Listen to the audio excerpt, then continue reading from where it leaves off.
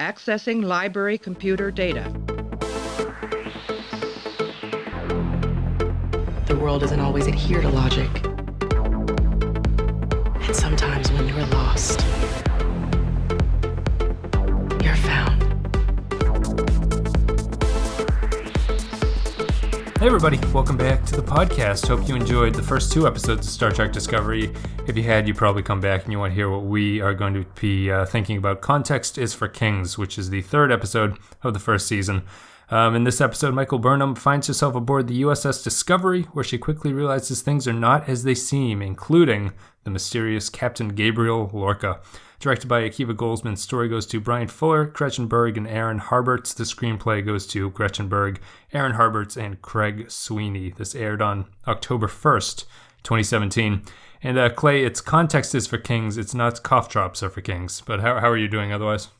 I'm doing well. I have a black alert inside my sinuses right now, so it's a little bit. I'll try not to sound too gross tonight while I'm talking. That's fine. We'll bring in a homosexual character who will give you a little bit of attitude about it, and otherwise we'll move on from there, I suppose. Wait, which one was the homosexual character? Well, he's been announced to be gay. It's the Stamets, the guy who's sort of the scientist who's in charge and explains the whole biology thing. Yeah, okay, that's what I figured. Yeah. He's not rumored. But he's one of the gay characters that they're bringing on, but we haven't met his significant other at this point. I was going to say, I thought that because I thought, he's having, apparently this guy he's talking to is his boyfriend, but it was not his boyfriend. It was just his friend. Yes, just because that guy dies, I think. But we'll get into all of this, I think. We're going to be talking about Context is for Kings. I'm going to play an audio clip, and then me and Sick Clay are going to come back, and we're going to break it all down for you. No matter how deep in space you are, I always feel like you can see home, don't you think? Maybe it's just me. Forgive the lighting, the lack thereof. A recent battle injury. There's nothing they can do if I want to keep my own eyes, and I do. I have to suffer light change slowly. I like to think it makes me mysterious.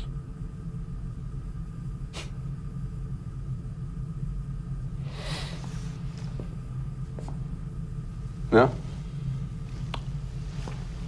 Captain Gabriel Lorca, welcome to Discovery.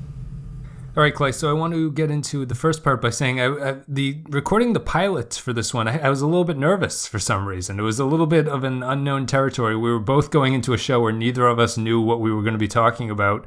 On a selfish level, I thought that maybe the Discovery podcast would get picked up by more people because it's a new show and people would be searching for content to listen to. I was a little bit reticent, I think, in talking about that show. I don't know if I did a particularly good job examining what it was all about, although the prologuiness of it kind of threw me off a little bit. So this is the real pilot of the show, I guess you could say, because we're done with the prologue backstory. We've gone through the two episodes that would normally be done in a sort of sentence and a half explaining a character in the real pilot. And here we are on the USS Discovery, meeting Captain Lorca, meeting all the other crew members, meeting all the people who have names in the credits at this point.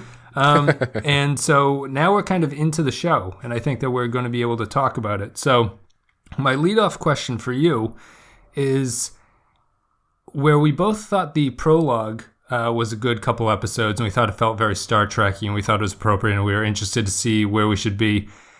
How worried should I be after watching Context is for Kings? Does that make sense to you? Do you sort of know what I'm getting at here, I guess, or how do you want to react to that statement? Yeah, I think I know what you're getting at in essence, if not specifically. I did not like this one as much as the previous two, and it seemed like it was is too modern a bad way to say it? No, I think that's fair. Because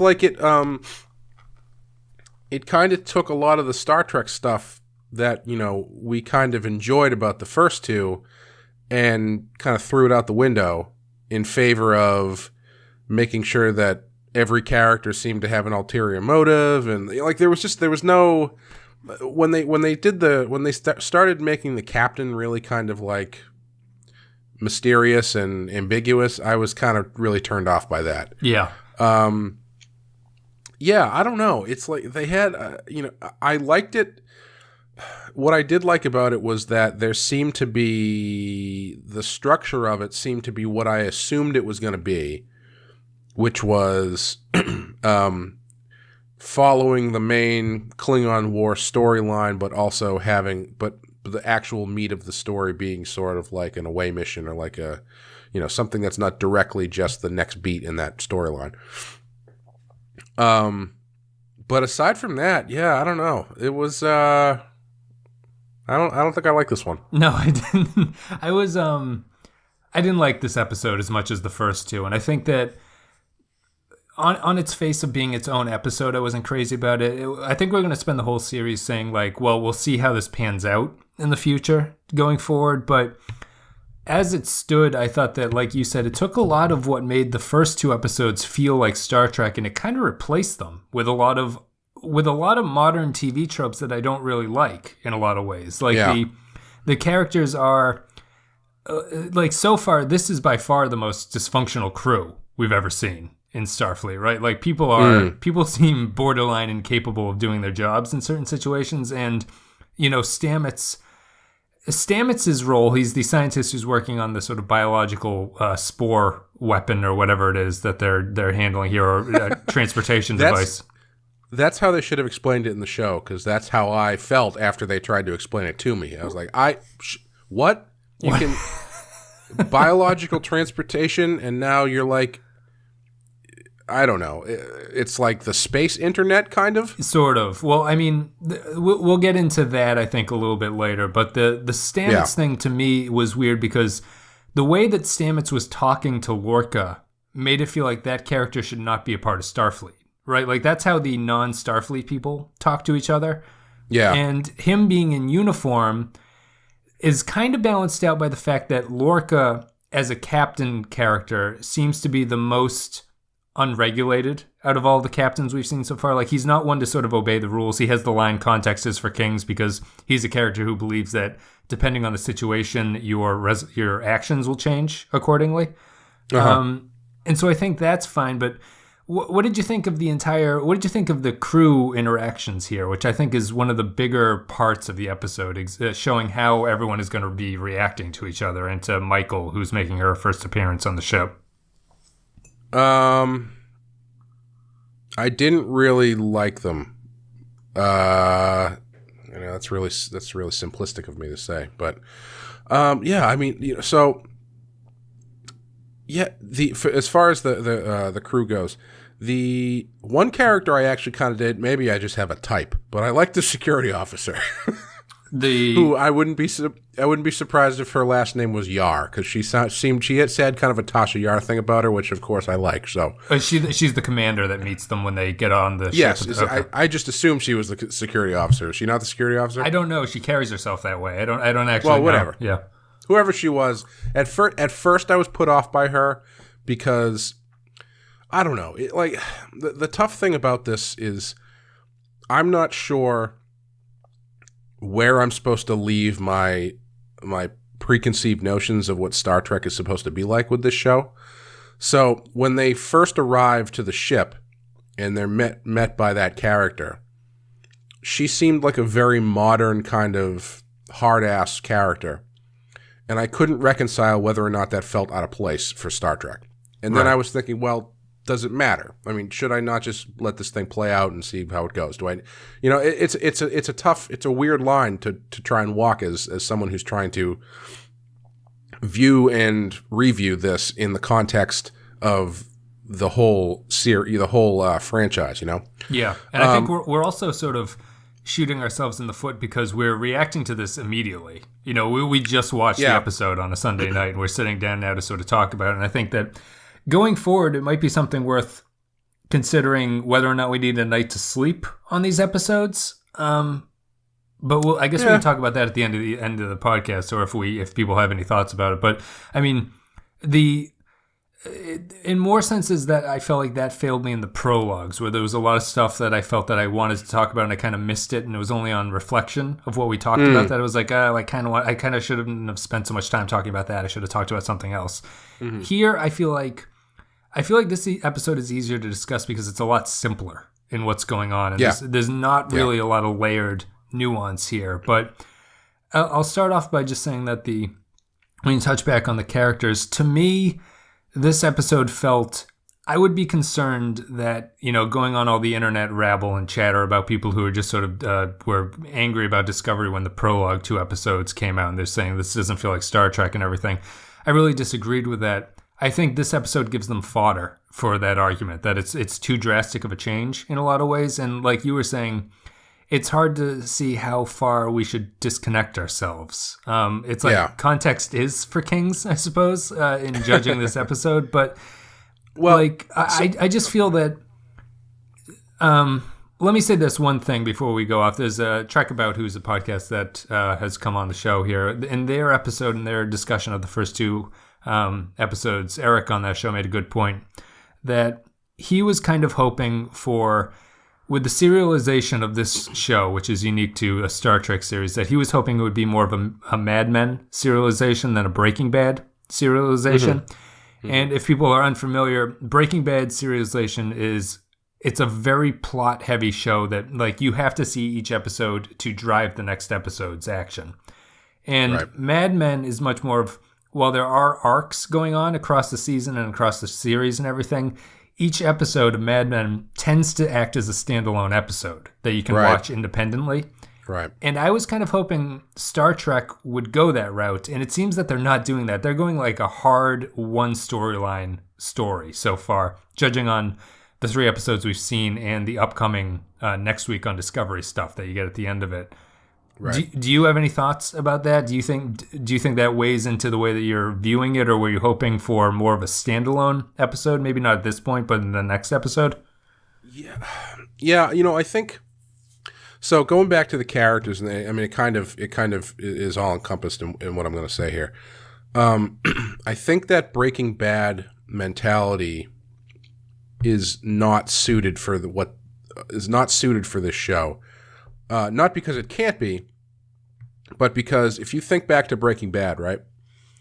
By the end, we're 3 episodes deep into this show, right?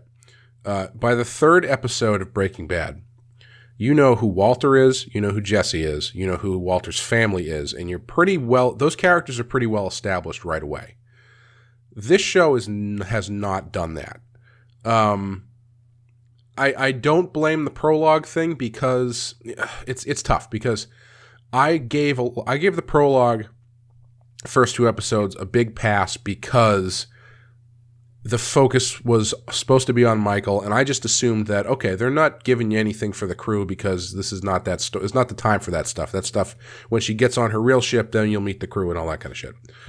Now that she's on the new ship, I don't think that she's got any good characters to work with. And if they do, again, it's unfair because technically this is basically we're starting back at 1 again.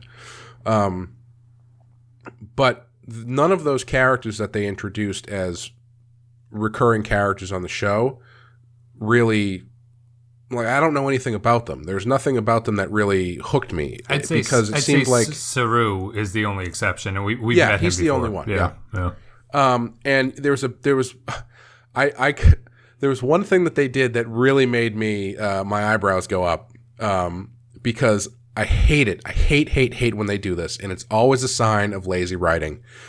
Is the fucking fortune cookie thing? It's like they're writing a character that they need to give him like a quirky thing to do to give him quote unquote character because they haven't written a character for the guy. Sure. And so his thing is, oh yeah, I've got fortune cookie. You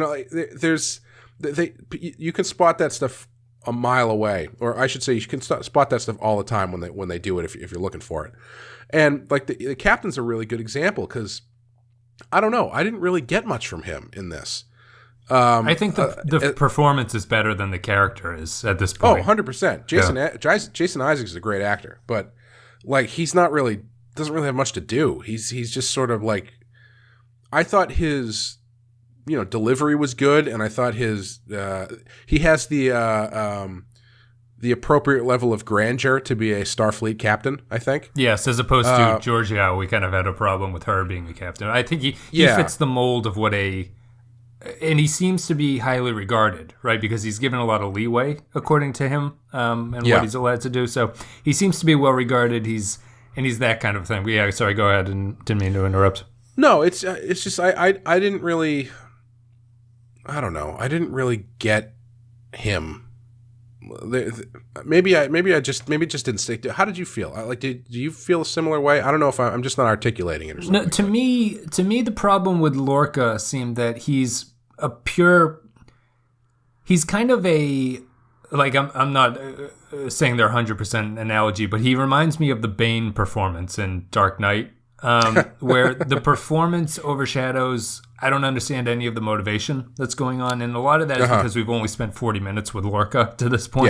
Yeah. And the one thing I'd be concerned about is that I saw the plot mechanics from the beginning of the episode. Like, I saw how this was all going to unfold, and it unfolded exactly how I thought it would. And he's not.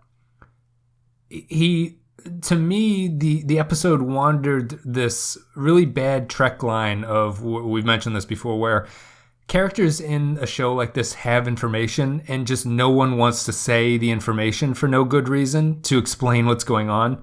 Like, you know, right. Burnham's whole role, and this ties into the Lorca thing, Burnham's whole role here is that she's put into positions where she gets a lot of information about what's going on, but people don't want to connect the dots for her for apparently no reason, even though they're giving her all this confidential information. Yeah. So why draw it out? Why don't you just explain what's going on? And then at the end, Lorca kind of does the explanation, although my problem there is this duplicitous? It seems to be, based on the way that they shoot him smirking as he walks away from that hell beast from Doom at the very end.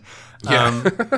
And the other thing is just that, like, I don't know. It's like, why we know that this transportation system is not going to stick around. This goes back to my problem with the prequels. Like, we know that something has to go wrong with this thing because they don't use this method of transportation in the future. Right. Yeah. I mean, to kick it back to you, the Lorca thing is just that he is not well developed enough, and he seems a little bit too cliche at this point, where I was hoping where he'd be a little bit more of an original type of Star Trek creation, and he seems more like he's just the duplicitous captain that I would assume is no longer captain at the end of season 1. Does that make sense? You know what I mean? Yeah. Excuse me. Yeah. Just overall, I guess, it's funny. I found myself thinking about Deep Space Nine a lot when I was watching this, the pilot of Deep Space Nine, because I didn't really care for the pilot of Deep Space Nine that much. I think it's kind of hokey. I think the character introductions are kind of hokey, but the characters are, they're pretty. You get a lot out of not really having a lot, them not really having a lot of screen time. And again, I don't know if this is a problem with the show in general, or if it's just me thinking about it in too strict of a terms for Star Trek. Because the other way that I was thinking about it was, well, kind of piggybacking off of my thoughts about the first two, you could make the argument that, well, this is Burnham's story. It's not necessarily the story about the crew the way that it usually is in the past. So we're only gonna learn about the crew as much as she does in the time that she does it, sort of thing. But I don't know. I think that's, I don't know if that's the best way to go. It just all the characters just left me really flat. Like the engineering guy left me really flat. He was just like, I was waiting for something to jump out and say like, oh yeah, this is the Star Trek engineering character. I don't mean that in a cliche way, but like you know it when you see it, you know? Right? Yeah. And the only person who had like any personality was her weird roommate. And even that was like, I don't know what the hell she does on that ship. What is her purpose other than to be like, oh, you're sleeping. Oh, it's my bed. Right. I don't know. The nervous Nelly who wants to be the captain, basically. First of all, maybe we'll talk about this in a separate section. Why the fuck are they putting her in a room with a cadet? Right. She's a prisoner. Why is all of a sudden she's on this ship and she has free reign over the ship? Even from the captain's point of view, why does he have the latitude to be like, oh, don't worry about your court martial and your fucking life sentence. Right. You're now back in Starfleet. Why does he have the ability to do that? Or does he? Or is the Discovery... Yeah, go ahead. Well, I'm sorry, but do you think he's operating outside of his bounds, I guess, would be the, like, is he a rogue captain out there doing something? I mean, he could be, but it makes no sense to me that he has a large crew working for him. You know what I mean? Yeah. Like, there's a lot of people who seem to believe in this mission or whatever, and he seems to be in contact with Starfleet. He gets all these high information or high risk communications and everything like that. So I don't know. It's one of those things I'll have to explain going forward. Yeah, it's like, if the situation is Burnham is on the ship because, she's being transported somewhere and there's a holdover on the Discovery. And then something happens on the Discovery that forces her to become part of the situation. And then from that point on, it's like, oh, well, we can't have her on here because she's the mutineer. But, I have the skills that, one of those things.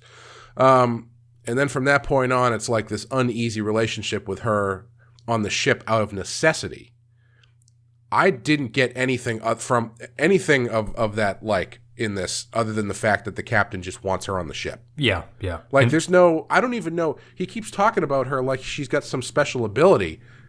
And apparently all she can do is read code? What is... This person has been sentenced to life in prison for mutiny and starting a fucking intergalactic war. What can she do? What has she done that makes it okay for you to commute her sentence and then put her back in a Starfleet uniform? Yeah, he just says at the end that he likes her cojones, and it's basically the whole context is King scene. He's just like, sometimes you got to break a couple eggs to make an omelet, and I respect the fact that you broke a lot of eggs. So at the very least, don't put her in a fucking Starfleet. You can do the thing where she's on the ship and she's technically still a prisoner, but secretly she's working for the captain or something. Right? No, just for all that cool stuff that we did in the first 2 episodes to make it different.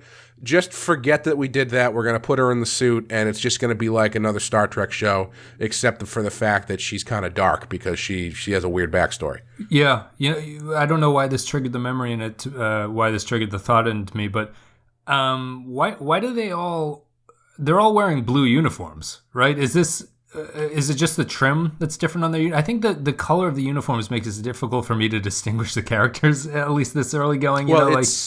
It's like the piping on the shoulders, and then like the flank of the uniform is different. And their little insignia, I think, is different depending on what group they're in. Or I might be imagining that, but yeah, the base is blue. Yeah. Yeah, it's just a little it's a little odd, and I 100% agree with you about the fact that it ties into my thing about Lorca. Lorca's too cliche for me at this point. I think that was the biggest letdown for me, is how much of a cliched, morally gray character he is at this point. Yeah. Maybe this will change going forward, but they introduced a lot of his rationale in this episode, or lack of rationale, I guess, if you want to look at it that way. And nothing here... I probably would have enjoyed him better if they didn't have the obvious him sitting in his like predator skull lab at the very end. Yeah, that was pretty dumb. It's just too...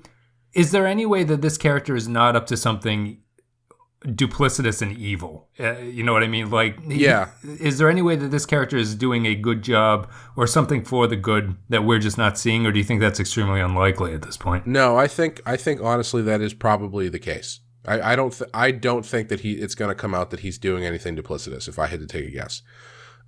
Because, I mean, I don't know, maybe they just did this to throw you off the scent, but they do a small version of that reveal earlier in the episode. And when she's like, I know why you want me here, because you're building a weapon, and, you're building a biological weapon that violates the Geneva Convention, and you need me for something. And then he's like, actually, no, we're making this... warp drive thing. Yeah. So like there's a mini version of that. So I wouldn't be surprised if they did the same thing later, where it's like, oh, it seems like he's really in it for this reason, but it turns out nope, he's just doing something for the grid. One of those things. Sure. I don't know. I would be I feel like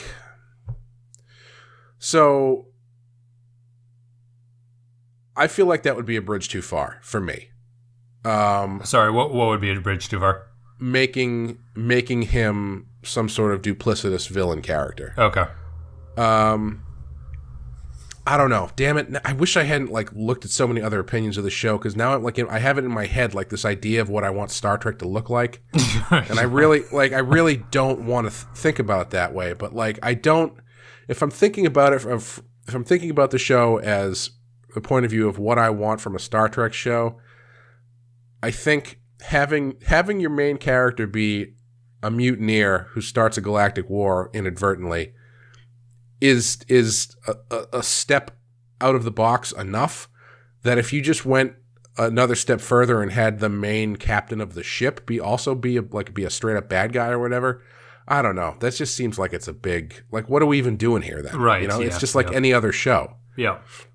I think that the episode went a little bit too far in the non-Star Trek-y way, in that the sort of the way that they go about the story here doesn't feel Star Trek-y to me. In the way that in the prologue, the entire way that they went about that mission felt very Star Trek-y to me. Yeah. It was a modernization of how a Star Trek show from the 90s would have accomplished its goal.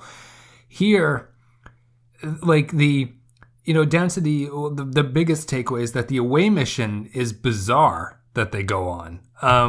You mean you didn't like it when they go to the Event Horizon? Right. They do go. I got a Event Horizon at the very end when the camera pans away from Lorca looking out the window too, which is basically what they do in that movie. Yeah. But yeah, just the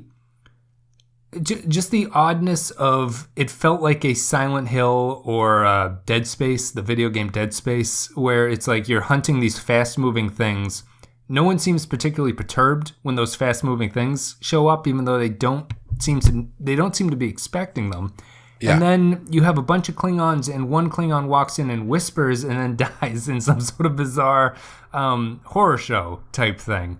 Yeah, I was expecting the main body of the episode to take place on that ship. I was thinking in old Star Trek terms. I was thinking, oh, okay, away mission to this ship everybody's dead on it. They're going to go to the ship. They're going to get stuck on the ship. They're going to have to solve some problem. They're Klingon. Okay, they'll have to work with the Klingon, et cetera, that kind of thing.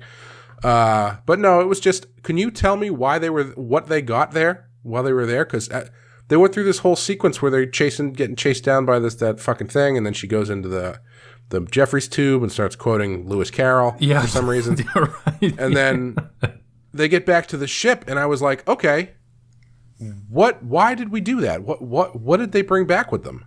I think they got information about, they knew that it was the spores or something. It's all about the spores, I think, at that point, right? So cool. So I mean, what happened on that ship is an experiment of the warp drive gone wrong, right? That's what we're supposed to understand. So what they got from it doesn't seem like anything that was worth going over there for. I think I agree with you that I would have rather had some sort of technological malfunction where they're stranded on the ship, and slowly by being on the ship they learn the mystery of what's going on around them.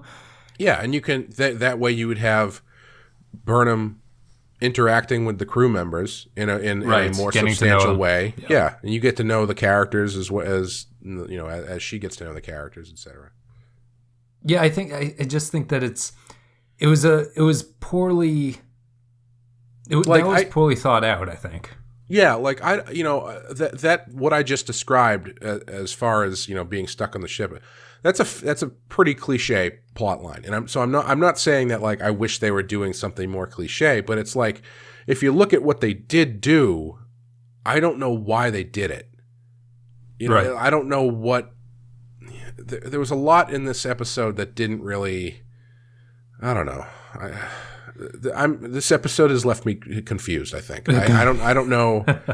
I don't know where I am with this show in terms of whether or not it's turning me off now because of it's doing something different than what I expect it should do. Yeah.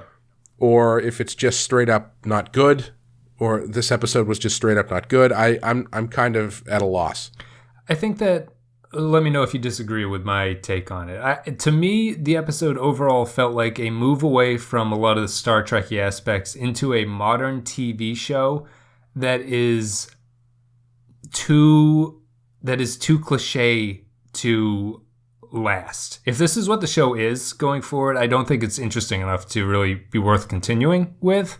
Yeah. And this is all, that sounds very harsh for how early we are, but like, if this show just becomes a sort of sci-fi network show that has the trappings of Star Trek in it, I don't think that's particularly interesting. It's not like this show is a prestige TV show that's mixed up with Star Trek. Does that make sense? Like this is not Breaking Bad or The Sopranos or Mad Men in a Star Trek universe. The show isn't at that level. It feels much more of a cliched network TV show. And I think that they're at an interesting place. If that's what they want to do, I think you have to embrace more of the Star Trek angles going forward. Just at least, give the crowd the red meat that they want at that point. Right. And I was hoping for something else. I was hoping for a modernization of Star Trek. You mean the tribble on the captain's desk didn't do it for you? Yeah, he does have a tribble, right? I heard it. I didn't see it. I think so. Yeah, I heard it chirping away, and that you hear it a couple times. If he's got tribbles, I'm not going to get into a whole TOS discussion. He is in for some antics. He's in for something. What did you think of the?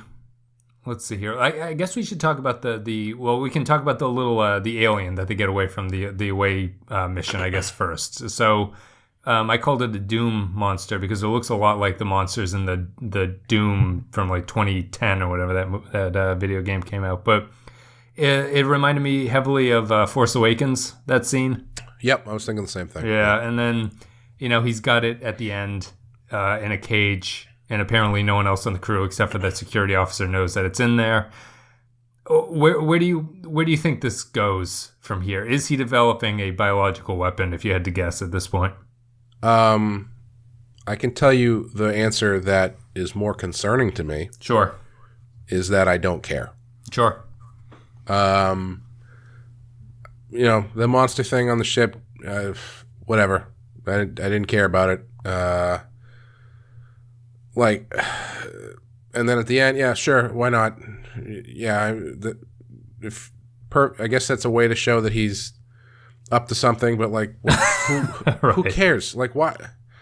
I don't know. It's I didn't understand what we gained in this episode. Like, from the beginning where she gets to the ship, and the end where she is now a Starfleet officer again or whatever, which personally I think should be the end of the season. Why not have that be the arc of the season, as her working through her redemption in order to become a Starfleet person again, do we actually know that she's back at this point? Like, I just want to be sure. Do we? Well, in the preview for the next episode, she is wearing a Starfleet. Oh, okay, all right, yeah, okay, so that makes sense. But like between those two poles, what is the story of this episode? Right. What is the A to B to C of this episode? Like, what are we learning? Why are we doing it? Who gives a shit? Sure. It's tough because it is kind of like another pilot, but if this was the pilot of the show, I don't think I would be coming back for more. Right. Yeah. I think there's just nothing interesting. Like, there's nothing that interests me from a Star Trek angle, and there's nothing that interests me from just like a general ideas or story angle, Yeah, you know what? There was one thing that sort of caught my ear. It's the USS Discovery, right? This is the first time we've seen the Discovery in the show. Yeah, I like the look of the ship. Yeah, I think it's cool. And there's a line when Saru is walking with Burnham through. He drops a line about how Discovery has the most science labs out of any Federation starship, and hence the name Discovery. Yeah. That was cool. We spent very little time with the Discovery. I could have done another 10 minutes of getting to know the ship in a lot of ways. Like, this is going to be the, if we're going by the title of the ship, the title of the show is always a kind of an important ship to the show.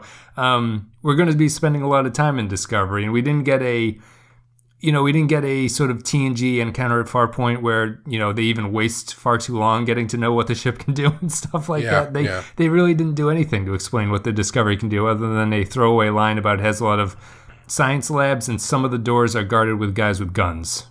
Yeah, and as much as I like the outside of the ship, the inside of the ship felt like something out of Wing Commander. Like there was nothing, I didn't find anything unique looking about the inside of the ship. Every one of the ships always has, when you're in the engine room. Right, yeah. And I never knew when I was, they were in the engine room for a while, right? I guess they were. I thought that was a science lab. Oh, I don't know. I just assumed that was the engine room. I guess if he is that guy the engineer? I guess we'll figure out these roles going forward. If Stamets is actually an engineer, he's more of a biologist, it seems, but he's working on the technological aspects of it.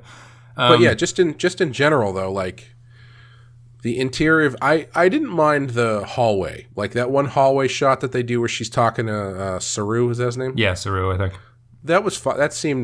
That felt kind of like Star Trek. But I mean, everything else, none of the design of the rest of the ship really felt. It just felt really bland and really kind of forgettable sci-fi. Yeah, yeah. Oh, so another thing. Maybe this is going off track.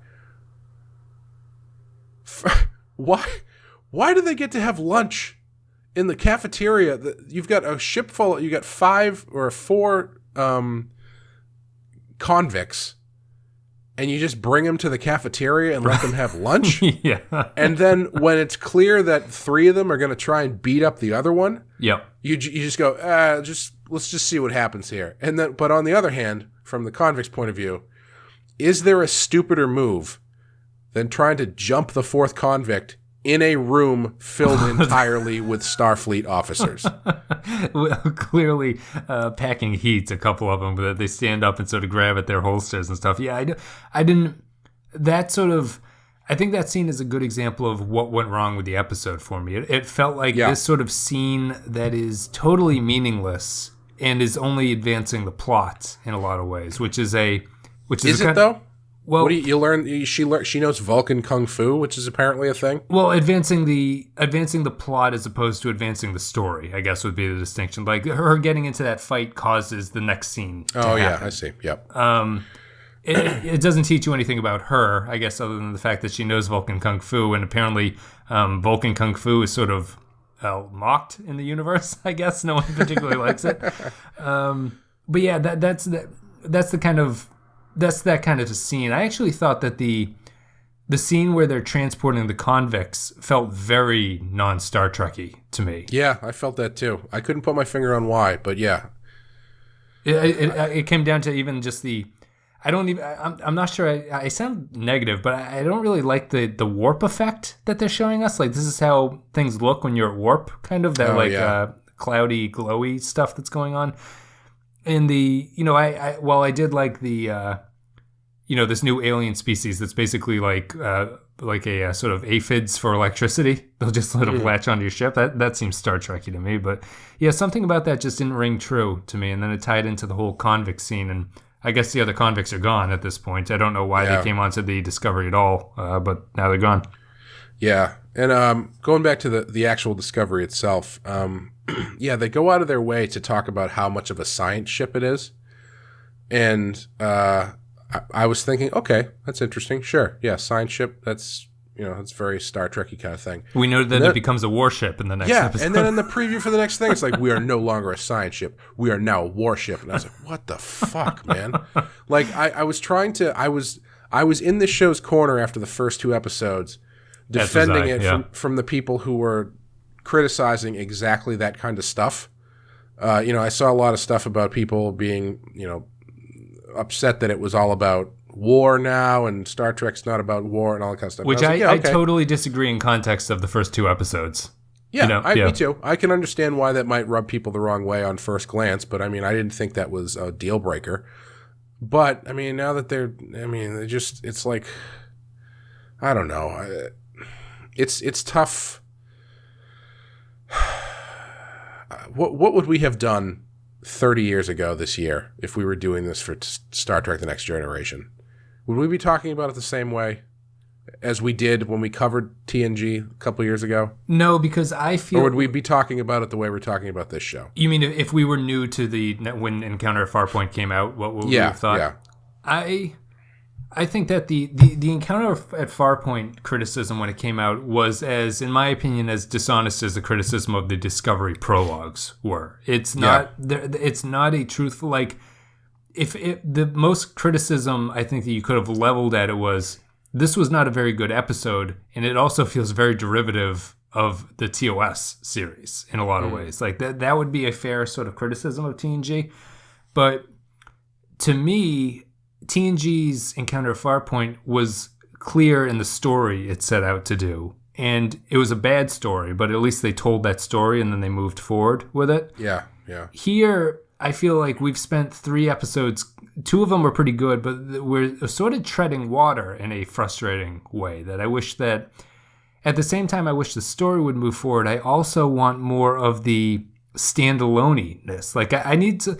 If you're going to, I feel just as a creator of the show, if you want to move Star Trek in a different direction, give me a little bit. You have to front load the season with a little bit of Star Trek stuff. You know what I mean? Like, give me an away mission. Give me a diplomat that we have to transport somewhere. You know, and give me that sort of boring shit. Let's not go that far. Like, does that make sense to you? Like, I don't need this immediate jump into the story. I could kind of deal with a little bit of table setting for this universe, which I think that I'm frustratingly ignorant to, as to where the Federation stands at this point in time. I feel like I need that kind of information.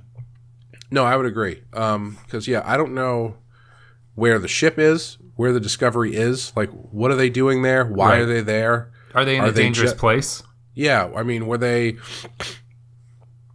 just doing the same thing the Glenn was doing? And where was the Glenn? Like, I didn't realize that I cared that much about where in space stuff is, but it just, I guess just for the, for context of what the hell's going on in the show, it really does help. Like, what is the mission of the Discovery ship?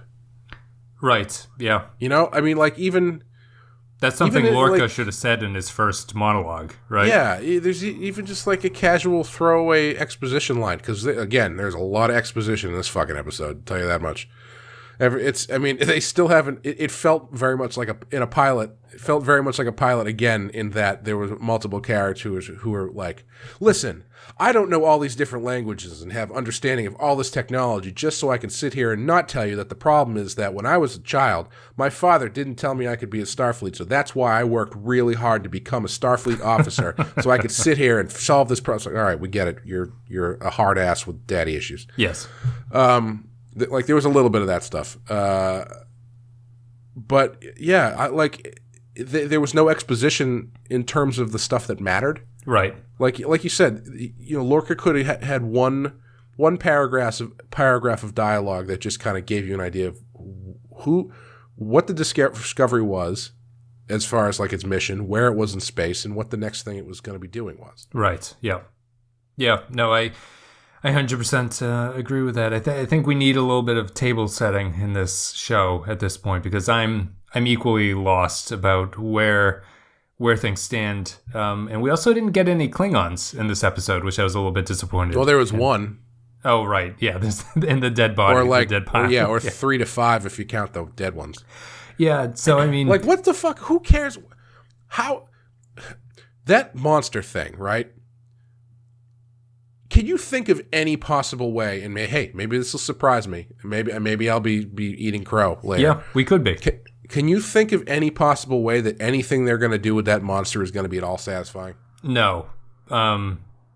It's all, anything that happens with that monster is going to feel derivative of something else, probably Star Wars, I feel like. Yeah. That's a Star Wars or monster. Alien. Or Alien, yeah, right, exactly. Like, I was waiting for something else. Like, I was waiting for them to subvert that thing somehow. Like when the Klingon showed up, I was like, oh, okay. Oh, I didn't realize. Maybe it's a Klingon who was doing all this stuff. Nope, it's just your standard space monster. Yeah, I thought when the Klingon walked out, I thought they were setting up the spores take over people type zombie story. You know what I mean? They didn't do that. Let's talk. We're going to wrap this up soon, but let's talk about the the technological breakthrough that they're talking about here, which is the universe is like an organism, and we are going to exploit some spores to go every which way immediately and then come back in the blink of an eye. What'd you think of it? I thought it was stupid. I liked the fact that it sort of stems from the Stamets guy makes a point about how physics and biology are related. And you can't have biology without the laws of physics. So in some ways, biological organisms are just physical systems, which is a very modern take on that kind of stuff. And I think that it's interesting that they went in that way. My big problem is because this is a prequel, we know this technology has to fail somehow. Yeah. And B, it's too like sparkly mystical kind of in a lot of weird ways. Like I needed something a little bit more sci-fi about it, or like, you know, it's kind of Event Horizon-y in a lot of ways. Like something obviously has to go wrong when they use this technology to go far. The ship itself can only go a couple hundred yards or something, but the other ship was going, which is kind of a neat reference. I think they said to the Beta Quadrant, which would make sense, and then coming back. So I'm a little bit. They'll have to come up with something really clever to impress me about whether or not this technology was a good story point to go forward with. Yeah, for me it was kind of what you're saying about how you know that this technology they don't use it, right? And going forward, we know that already. And I think this crosses a line that I didn't really know that I hadn't considered, but I think this crosses it. Where in the previous 2 episodes I had talked about how I don't mind the fact that they've updated technology because, you know, you can't just make it look like it did in 1967. You just can't do that. So they've updated things. They updated most of the stuff fairly reasonably. The aesthetics, some of the communication stuff. I didn't think it was too egregious overall. This technology is too egregious.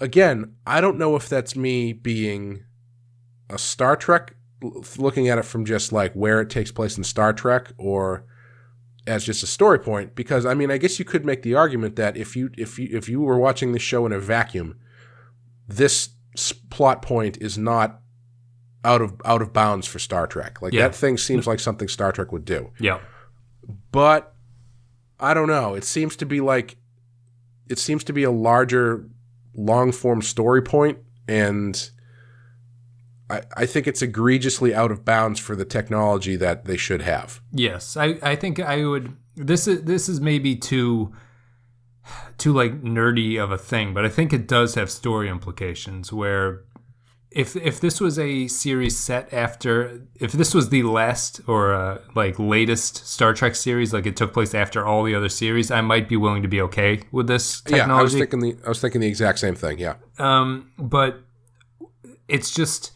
And it's funny because I've sort of been arguing that I don't really care about those little things, but like this is a huge component of the Star Trek universe. Like this kind of how they travel around is very important to the series. Yeah, and you could argue it is the most important thing in the series, right? Exactly, because it's in the name of the show. Yeah, exactly. So I mean that.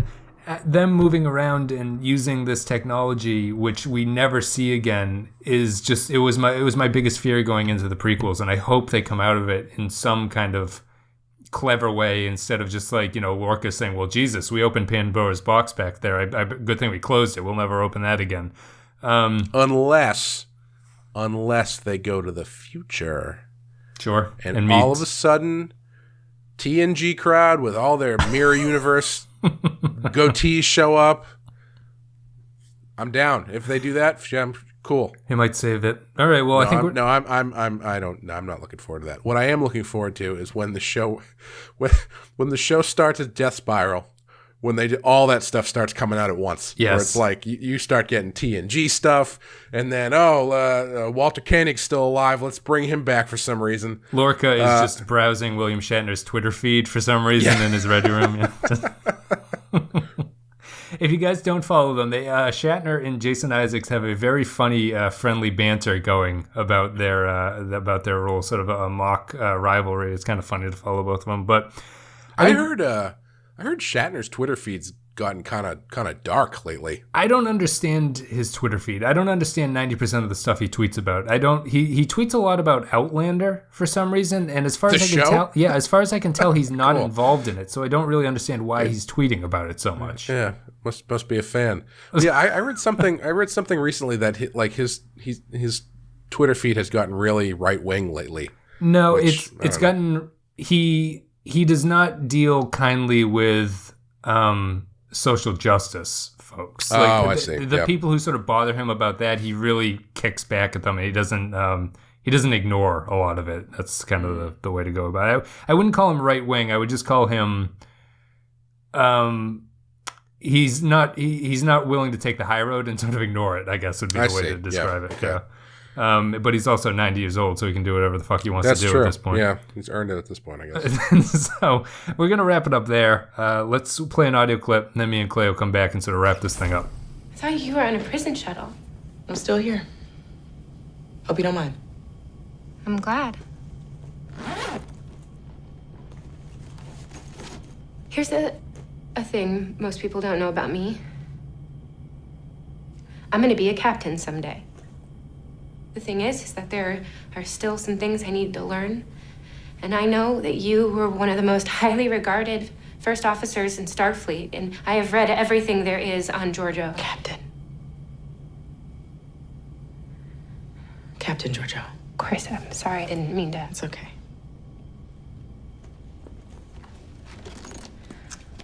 Wow, is that a book?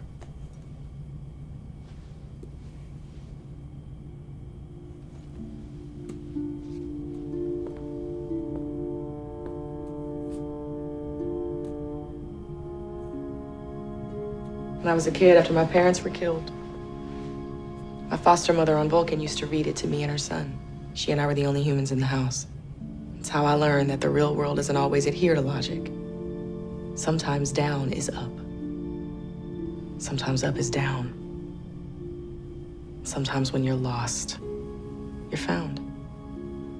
All right, Clay. So that's it. We ended the third episode. Context is for Kings. And I think we were both similarly unimpressed by this one. And I think they can right the ship going forward. I'm not going to say this is a completely lost series or anything like that. I'm more negative because I was impressed by the two opening episodes, and this one felt like the kind of episode that I was hoping the show would try to stay away from. And instead it went sort of feet first into it, and it didn't come out worse for the wear, I don't think. Yeah. Yeah, I'm, again, it's tough talking about it because, you look at TNG and everybody says about, well, TNG and I guess all Star Trek except for the first one because there only was 3 seasons, but it's always, oh, well, yeah, by season 3 comes, they figure it all out, Are we supposed to be able to do that with this show? No, that's a different era. That's when there were 5 TV shows on at any time, and you could afford to not be very good for 57 episodes. Yeah, and I think just especially with the fact that they're making you pay for it, and how many episodes do they do in the season? 15. 15? Yeah, that's a short-ish season. They're making you pay for it. You got to be better out of the gate than this. Yeah. It's tough too. We liked the first 2 episodes. We were pleasant about it. And I'm gonna rewatch this one, and you can follow me on Twitter at Pensky File if you want to sort of hear my updated thoughts. I will watch it again to see if anything changes, but I think a lot of our conversation here depends on what happens going forward and whether or not these characters get fleshed out. And I'm sure they will be fleshed out. I guess that's a problem too, because one of the things that I really don't like is I don't like it when people judge the story without seeing the entirety of the story. If you read 2 chapters into a book and say, oh, that book sucked. It's like, well, you didn't finish the book, so you don't know exactly how the rest of it may have changed, your view in the first part, that kind of stuff. Or like you're shutting off a movie halfway through. It's like, this movie's well, you didn't finish the movie, so Yeah. Or I guess the best analogy would be comic books. Like comic books have been doing a lot of long form storytelling lately, where everything is really it's very connected. And there have been a lot of fairly recent books that have been written off after the first issue because you're judging the entire story based on 22 pages out of like 250 pages worth of story. And I don't really like that approach, but it's tough not to do it sometimes. And I don't know if maybe we're sinking into that a little bit. Like I feel like you can judge something like this on its own merits inside the parameters of what an episode of TV is supposed to do. Right. And in that case, I don't think this was very successful. Well, I mean, to tie into your book comparison, I think that it would be foolish to have an opinion of the entire story without finishing it, but you can be like, wow, those were 2 terrible chapters in a row. You can do that kind of a thing, and maybe our opinion will change, but judging, I think we've done a decent enough job of not really saying that the series is a failure at this point, but this episode certainly was not particularly all that good. Yeah, and I wonder if it's a difficult thing specific to Star Trek, because this is the first time that we've had to do this where we're looking at something that's a serialized story. Like looking at the other series, you can call out episodes here and there and be like, yeah, this episode is terrible, but it's really, it doesn't really impact it as much because it's not part of a whole. Right. As much as this is. Yep. And so I don't know if being, I don't know. I think my final word on this episode is I wasn't impressed. I didn't really like it. I haven't written the show off yet. Talk to me at the end of the season. Right. Well, we'll be back next week with The Butcher's Knife Cares Not for the Lamb's Cry, which is a great episode title. That's a very Star Trek title. Yeah. It is. Yeah, that's a very Season 3 TOS title, or Season 6 Deep Space Nine, I think is where I'd put it. I hope there's an episode called Lorca's Brain. Yeah, and outside of that, I think we're going to just wrap it up. But I think the next week episode will be late by a day because we have a wedding on Sunday, so we'll probably get it out on Tuesday. I think we'll do. I don't know, man. We might want to just do it. we might after this episode, we might be in the right state of mind coming home from a wedding to just watch some Star Trek Discovery and then talk about it for an hour. We'll see how it goes. We'll keep people posted about our progress. I'll live tweet the wedding and then let you know if I'm actually heading home or not. You won't be able to hear the fact that I'm wearing my tie around my forehead. Thank you very much for listening, guys. If you enjoyed the content, you can follow us all on the social media that's in the video description below if you're on YouTube, or you can go into the podcast description. All that social media, Facebook, Twitter, etc., etc. You can go to Patreon if you want to support the show. It's a very, very helpful way to support the show, keep things going if you enjoy it. You can go to patreon.com/the Pensky File. We lost a couple patrons this past round, so I think it's due to you, Clay, not enjoying Deep Space Nine's brilliance in its first season. So do you have any answers for that? Hey, there's a lot of episodes, man. And I'm gonna be watching them. So, or maybe they just didn't like Discovery's opening 2 episodes, and yeah, it's possible. Maybe they'll be back. Maybe this whole endeavor backfired. Well, yeah, definitely go to patreon.com/the Pensky File if you want to support the show. Listen, Deep Space Nine is my favorite show. I love Quirk. Hey, Bill Gates has just become our patron. He's donated. Love Quirk, and his interplay with Frodo is just magnificent. Magnifique, yes. $10 patrons, you guys get a shout. I appreciate it very, very much for you guys supporting the show. It's Tarek Latif. However, how long do I have to wait before Cisco gets to the thong song? Well, it's we're watching the TV, the rated, the little black and white sticker in the corner of the episode, so it actually takes a very long time for him to get there. Mature and teen ratings. $10 patrons, thank you very much, guys. It's Tariq Latif, Joint Mango, Ben Douglas, Kyle Barrett, Vincent Adultman, Stephen Cobb, Tex Owl Bear. Thank you very much for supporting the show. Very much appreciated. We'll be back next week, as I said, and that is, otherwise we're getting Deep Space Nine up on Thursday. So whatever episode, it's the Vortex episode. So look forward to that. Clay, thank you very much for coming on. Thank you for watching Discovery. We'll see what happens next week, huh? Oh, yeah, hope so. And it's the 50th anniversary of The Prisoner this week, or last week. Right. So check out our coverage of that show at backinthevillage.com. Yep, The Prisoner Podcast. You guys can go listen to that. It was our second podcast that we started after the Star Trek thing. And it finished because it's much shorter than Star Trek. That's about it. Happy birthday to The Prisoner. Happy birthday to TNG. All that stuff. Belated birthdays to both of them. And me and Clay will be back next week. See you then.